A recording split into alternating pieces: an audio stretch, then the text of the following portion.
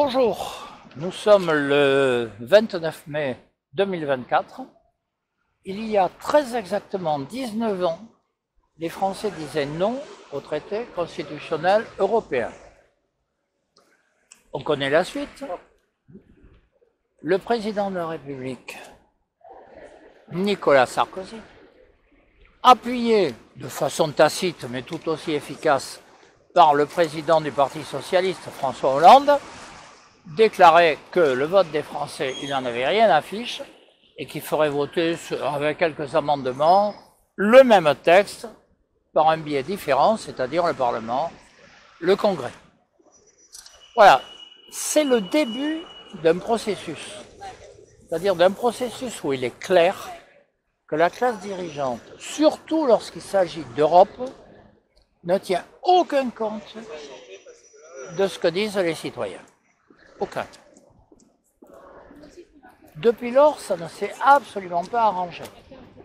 D'abord sur le plan intérieur, où un président autoritaire décide de toute façon que ce qu'il pense, c'est bon, et que ce que pensent les citoyens, c'est mauvais. À telle enseigne que non seulement il méprise l'avis des citoyens, mais il méprise l'avis du Parlement, ce qui est une nouveauté, même dans la 5e. D'un autre côté, l'Union européenne se développe avec des textes de plus en plus décidés de façon centralisée et méprisant ce que pensent les autorités des États membres.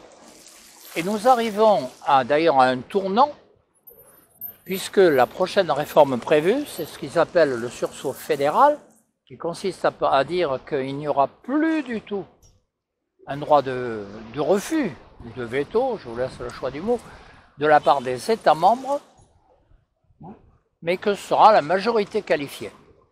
Voilà. Un certain nombre de personnalités, comme j'en parle, il y en a 50, ont demandé qu'il y ait référendum sur ce changement fondamental. Et évidemment, nous appelons les citoyens à soutenir cette idée, parce que c'est la démocratie qui est en jeu.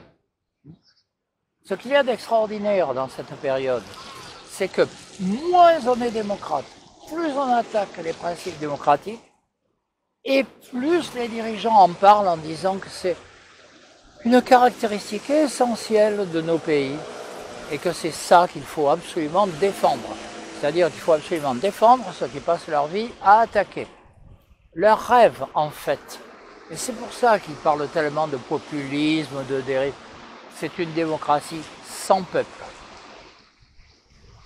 Le peuple, au mieux ils ne savent pas ce que c'est, au pire ça les gêne.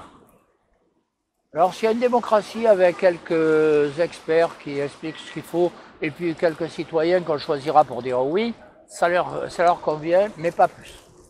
Voilà. Cette contradiction, nous devons aujourd'hui la combattre et il est temps de mettre fin à ce processus. Merci.